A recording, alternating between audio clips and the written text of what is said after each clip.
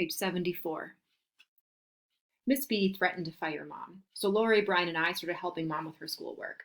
I'd go to her classroom after school and clean her chalkboard, dust her erasers, and pick the paper up off the floor.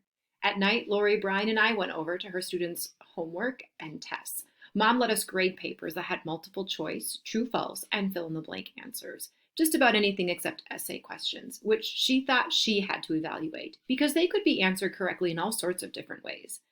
I liked grading homework. I liked knowing that I could do what grown-ups did for a living. Lori also helped Mom with her lesson plans. She'd make sure Mom filled them in accurately, and she'd correct Mom's spelling and math.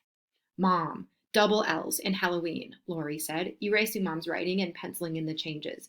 Double E's as well, and no silent E at the end. Mom marveled at how brilliant Lori was. Lori gets straight A's, she once told me.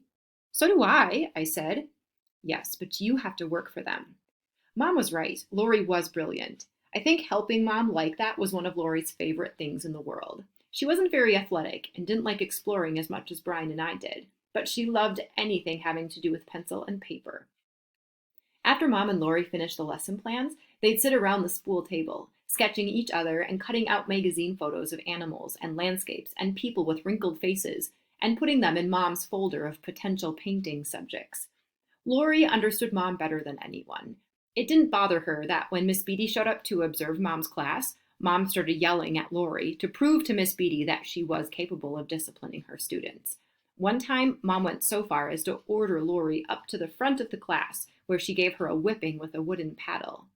Were you acting up? I asked Lori when I heard about the whipping. No, Lori said. Then why would Mom paddle you? She had to punish someone, and she didn't want to upset the other kids, Lori said. Once Mom started teaching, I thought maybe we'd be able to buy new clothes, eat cafeteria lunches, and even spring for nifty extras like the class pictures the school took every year. Mom and Dad had never been able to buy the class pictures for us, though a couple of times Mom secretly snipped a snapshot out of the packet before returning it. Despite Mom's salary, we didn't buy the class pictures that year, or even steal them, but that was probably just as well. Mom had read somewhere that mayonnaise was good for your hair, and the morning the photographer was coming to school, she slathered a few spoonfuls on mine. She didn't realize you were supposed to wash out the mayonnaise, and in the picture that year, I was peering out from under one stiff shingle of hair. Still, things did improve. Even though Dad had been fired from the Barrett mine, he was able to continue living in the depot by paying rent to the mining company, since not a lot of other families were vying for the place. We now had food in the fridge, at least until it got toward the end of the month, when we usually ran out of money because neither Mom nor Dad ever mastered the art of budgeting. But Mom's salary created a whole new set of problems. While Dad liked it that Mom was bringing home a paycheck, he saw himself as the head of the household, and he maintained that the money should be turned over to him. It was his responsibility, he'd say, to handle the family finances, and he needed money to fund his gold-leaching research. The only research you're doing is on the liver's capacity to absorb alcohol, Mom said. Still, she found it hard to straight out defy Dad. For some reason, she didn't have it in her to say no to him. If she tried, he'd argue and wheedle and sulk and bully and plain wear her down. So she resorted to evasive tactics. She'd tell Dad she hadn't cashed her paycheck yet, or she'd pretend she left it at school and hide it until she could sneak off to the bank. Then she'd pretend she'd lost all the money. Pretty soon, Dad took to showing up at school on payday, waiting outside in the car, and taking us all straight to Winnemucca, where the bank was located, so Mom could cash her paycheck immediately. Dad insisted on escorting Mom into the bank. Mom had us kids come along so she could try to slip some of the cash to us first. Back in the car, Dad would go through Mom's purse and take the money out. Oh my goodness, that would drive me nuts. No way. On one trip, Mom went into the bank alone because Dad couldn't find a place to park. When she came out, she was missing a sock. Jeanette, I'm going to give you a sock that I want you to put in a safe place, Mom said once she got in the car. She winked hard at me as she reached inside her bra and pulled out the other sock, knotted in the middle and bulging at the toe. Hide it where no one can get it, because you know how scarce socks can get in our house. God damn it, Rosemary, Dad snapped. Do you think I'm a idiot? What? Mom asked, throwing her arms up in the air. Am I not allowed to give my daughter a sock? She winked at me again, just in case I didn't get it. Geez, Mom, do you think this is really going to work? Back in Battle Mountain, Dad insisted we go to the Owl Club to celebrate payday and ordered steaks for all of us. They tasted so good we forgot we were eating a week's worth of groceries. Hey, Mountain Goat, Dad said at the end of dinner, while Mom was putting our table scraps in her purse. Why don't you let me borrow that sock for a second? I looked around the table. No one met my eye except Dad, who was grinning like an alligator. I handed over the sock. Mom gave a dramatic sigh of defeat and let her head drop down on the table. To show who was in charge, Dad left the waitress a $10 tip. But on the way out, Mom slipped it into her purse. Soon, we were out of money again. When Dad dropped Brian and me off at school, he noticed that we weren't carrying lunch bags. Where are your lunches? Dad asked us. We looked at each other and shrugged. There's no food in the house, Brian said. When Dad heard that, he acted outraged, as though he'd learned for the first time that his children were going hungry. Damn it, that Rosemary keeps spending money on art supplies, he muttered, pretending to be talking to himself. Jeepers, Dad, what about you and all your booze, huh? Then he declared more loudly, no child of mine has to go hungry. After he dropped us off, he called after us. Don't you kids worry about a thing. At lunch, Brian and I sat together in the cafeteria. I was pretending to help him with his schoolwork so that no one would ask us why we weren't eating when Dad appeared in the doorway, carrying a big grocery bag. I saw him scanning the room, looking for us. My young'uns forgot to take their lunch to school today, he announced to the teacher on cafeteria duty as he walked toward us.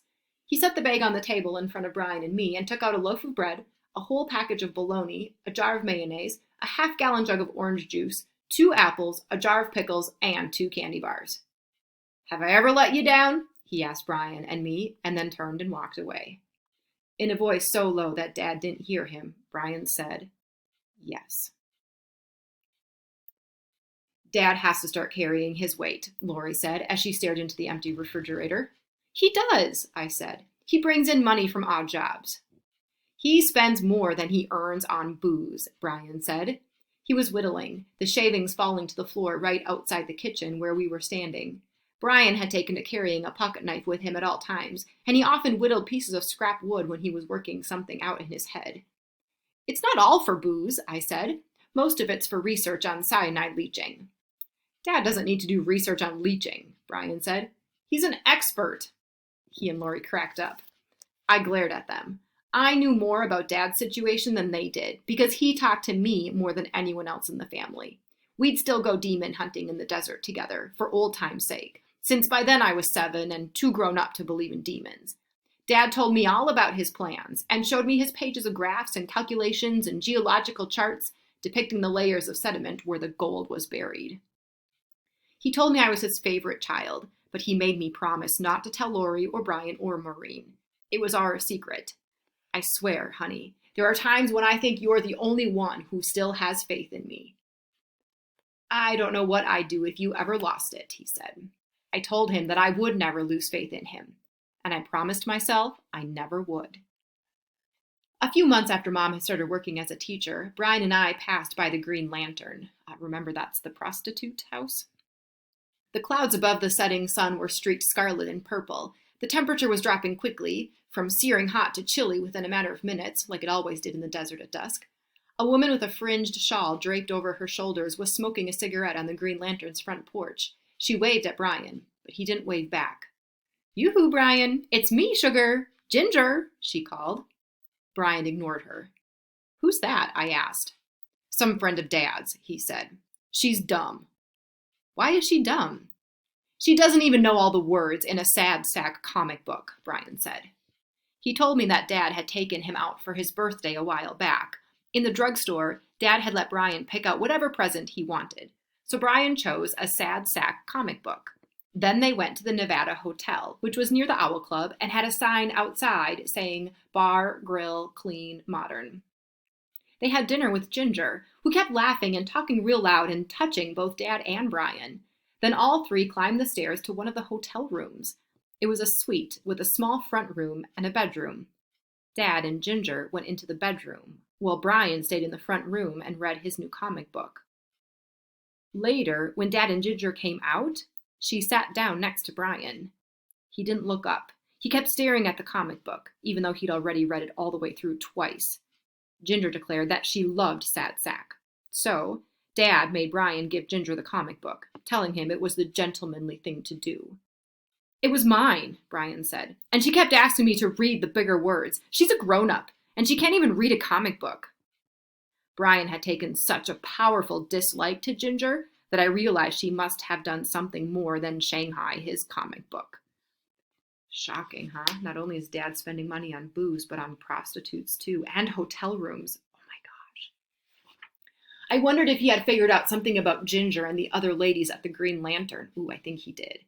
Maybe he knew why Mom said they were bad. Maybe that was why he was mad. Did you learn what they do inside the Green Lantern, I asked? Remember, Janetta's 7. Brian stared off ahead. I tried to see what he was looking at, but there was nothing there except for the Tuscarora Mountains rising up to meet the darkening sky. Then he shook his head. She makes a lot of money, he said, and she should buy her own darn comic book. Some people like to make fun of Battle Mountain. A big newspaper out east once held a contest to find the ugliest, most forlorn, most godforsaken town in the whole country, and it declared Battle Mountain the winner. The people who lived there didn't hold it in much regard either. They'd point to the big yellow and red sign way up on a pole at the Shell station, the one with the burned out S, and say with a sort of perverse pride, "Yep, that's where we live. Hell." But I was happy in Battle Mountain. We'd been there for nearly a year, and I considered it home, the first real home I could remember. Dad was on the verge of perfecting his cyanide gold process. Brian and I had the desert. Lori and Mom painted and read together, and Maureen, who had silky white blonde hair and a whole gang of imaginary friends, was happy running around with no diaper on. I thought our days of packing up and driving off in the middle of the night were over. Just after my 8th birthday, Billy Deal and his dad moved into the tracks. Billy was 3 years older than me. Tall, skinny, with a sandy crew cut and blue eyes, but he wasn't handsome. The thing about Billy was that he had a lopsided head. Bertha Whitefoot, a half-Indian woman who lived in a shack near the depot and kept about 50 dogs fenced in her yard, said it was because Billy's mom hadn't turned him over at all when he was a baby. He just lay there in the same position day in and day out, and the side of his head that was pressed against the mattress got a little flat. You didn't notice it at all that much unless you looked at him straight on, and not a lot of people did, because Billy was always moving around, like he was itchy. He kept his Marlboros rolled up in one of his t-shirt sleeves, and he lit his cigarettes with a Zippo lighter stamped with a picture of a naked lady bending over. Billy is 11, huh? Wow, okay. Billy lived with his dad in a house made of tar paper and corrugated tin, down the tracks from our house. He never mentioned his mom and made it clear that you weren't supposed to bring her up, so I never knew if she had run off or died. He had worked in the barite mine and spent his evenings at the Owl Club, so Billy had a lot of unsupervised time on his hands. Bertha Whitefoot took to calling Billy the devil with the crew cut and the terror of the tracks. She claimed he set fire to a couple of her dogs and skinned some neighborhood cats and strung their naked pink bodies up on a clothesline to make jerky. Billy said Bertha was a big fat liar. I didn't know whom to believe. After all, Billy was a certified JD, juvenile delinquent. He had told us that he spent time in a detention center in Reno for shoplifting and vandalizing cars. Shortly after he moved to the tracks, Billy started following me around. He was always looking at me and telling the other kids he was my boyfriend. "No, he's not," I would yell, though I secretly liked it that he wanted to be. A few months after he'd moved to town, Billy told me he wanted to show me something really funny. "If it's a skinned cat, I don't want to see it," I said. "Nah, it ain't nothing like that," he said. "It's really funny. You'll laugh and laugh. I promise, unless you're scared." "Course I'm not scared," I said. The funny thing Billy wanted to show me was in his house, which was dark inside and smelled like pee, and was even messier than our house, although in a different way. Our house was filled with stuff: papers, books, tools, lumber, paintings, art supplies, and statues of Venus de Milo painted all different colors. There was hardly anything in Billy's house. No furniture, not even wooden spool tables. It had only one room with 2 mattresses on the floor next to a TV. There was nothing on the walls, not a single painting or drawing. A naked light bulb hung from the ceiling, right next to 3 or 4 dangling spiral strips of fly paper, so thick with flies that you couldn't see the sticky yellow surface underneath.